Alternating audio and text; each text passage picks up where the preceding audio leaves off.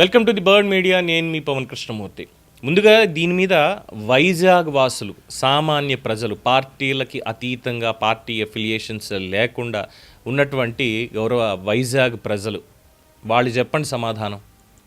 ఎందుకంటే విశాఖపట్నం గీతం యూనివర్సిటీ భూములకి సంబంధించి అయ్యా మేము డబ్బులు పే చేస్తాము మా ఎక్స్పాన్షన్కి, కాలేజ్ ఎక్స్పాన్షన్కి, యూనివర్సిటీ ఎక్స్పాన్షన్కి, ఇక్కడ ఇది కావాలి, ఇక్కడ విద్యార్థుల కోసం ప్లే గ్రౌండ్ అని, ఆడిటోరియం అని, ఇవన్నీ వాళ్ళ కోసం చేస్తున్నాము.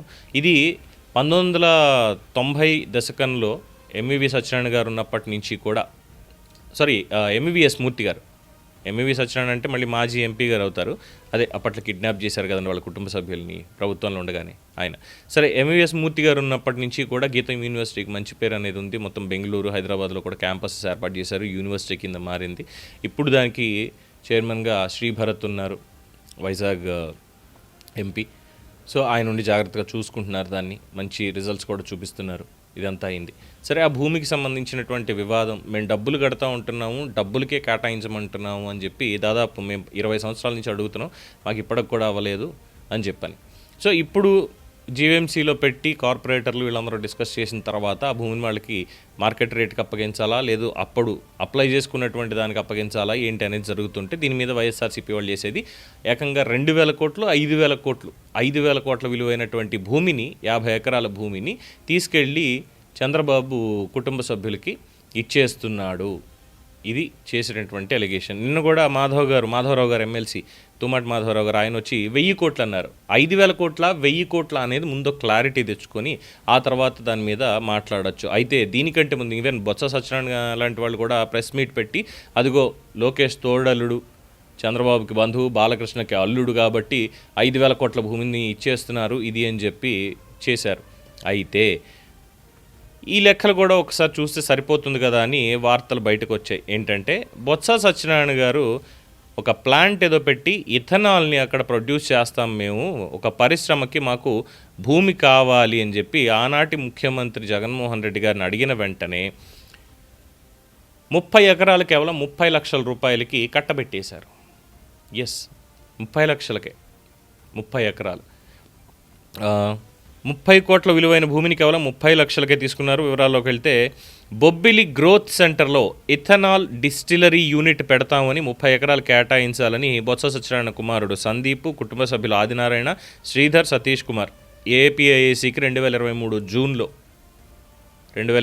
జూన్లో ఇచ్చారు, దరఖాస్తు చేసుకున్నారు.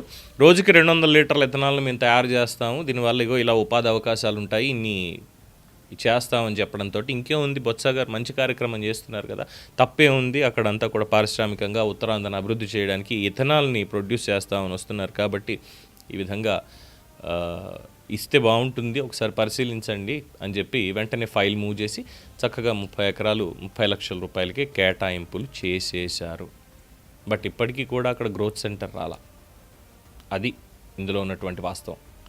కానీ ఇక్కడ గీతం యూనివర్సిటీ నడుస్తోంది, దానికంటూ ఒక రెప్యుటేషన్ ఉంది నేషనల్ లెవెల్లో. సెంట్రల్ గవర్నమెంట్ దాని పనితీరుకి ఎప్పటికప్పుడు రేటింగ్స్ ఇస్తోంది. గీతం యూనివర్సిటీ విద్యార్థులు కూడా కంప్లైంట్స్ ఏమీ లేకుండా హ్యాపీగా ఉన్నారు. మేము డబ్బులు కడతాం ముర్రో, మాకు ఇక్కడ ఈ అవసరాలకి ఇది ఇవ్వండి అంటే ఇప్పుడు ల్యాండ్ రేట్లు పెరిగిపోయాయని ఇంకోటని మాట్లాడుతూ 5,000 కోట్లు 1000 కోట్లు అని మాట్లాడుతున్నటువంటి వీళ్ళు ఏమనాలి? దీని మీద మరి వైజాగ్ వాసులు సమాధానం చెప్పాలి. అయితే ఇక్కడ ఇద్దరినీ కూడా, అటు తెలుగుదేశం పార్టీని కావచ్చు, ఇటు వైఎస్ఆర్ కాంగ్రెస్ పార్టీని కావచ్చు, ఇద్దరిని కూడా విమర్శిస్తున్నారు. అంటే ఏం చేద్దాం అనుకుంటున్నారు ఈ కేటాయింపులతోటి మీరు అని చెప్పి ప్రశ్నిస్తున్నారు. రాష్ట్ర వ్యాప్తంగా పార్టీ కార్యాలయాల కోసం కట్టబెట్టినటువంటి ప్రభుత్వ భూముల సంగతి ఏంటి అని కూడా అడుగుతున్నారు. మరి విశాఖ వాసులు అడిగేటువంటి దానికి ఉందా? అలాగే మరి 750 కోట్ల రూపాయలతోటి జగన్మోహన్ రెడ్డి గారే కట్టుకున్నారు కదా ప్యాలెస్ అక్కడ. అంటే ఇంక్లూడింగ్ మెయింటెనెన్స్ కాస్ట్ అన్నీ కూడా నేషనల్ గ్రీన్ ట్రైబ్యునల్లో వేసినటువంటి కేసులు, వాటికి పెట్టినటువంటి సొమ్ము, ఆ లాయర్లకు ఇచ్చినటువంటిది అన్నీ కలిపి ఒక 750 కోట్లు అండి దాని ఖర్చు. ఇట్స్ బికమ్ వైట్ ఎలిఫెంట్, తెల్ల ఏనుగులాగా ముందుకుంది. దాన్ని ఏం చెయ్యాలి అనేది కూడా ప్రభుత్వ పెద్దలకి ఆలోచన లేకుండా పోతుంది. అంత అగమ్య గోచరంగా ఉంది. బికాజ్ దాని కన్స్ట్రక్షనే ఆ విధంగా కట్టుకున్నారు కాబట్టి. పోనీ ఒకవేళ ఇప్పుడు ముఖ్యమంత్రి గారు ఇంకొకళ్ళు వెళ్ళి అక్కడ ఉన్నారని అనుకుందాం, వెంటనే ఏమంటారు, అదిగో చంద్రబాబు నాయుడు చూసారా ఆ మొత్తం అంతా తీసేసుకున్నాడు, మేము చెప్పిందే జరిగింది వైజాగ్లో అని వాళ్ళు ఆరోపణ మళ్ళీ మొదలు పెడతారు. ఈ రకంగా ఉంది. ఇంతకీ అసలు వైజాగ్ ప్రజలు ఏమనుకుంటున్నారు? బొత్స గారికి 30 లక్షలకి 30 ఎకరాలు, మరి ఇక్కడ గీతం వారికి అది 5,000 కోట్ల 1000 కోట్ల ఏంటి అనేది వైజాగ్ వాసులే చెప్పాలి. దీని మీద మీ అభిప్రాయం తెలియచేయండి. చూస్తూనే ఉండండి ది బర్డ్ మీడియా.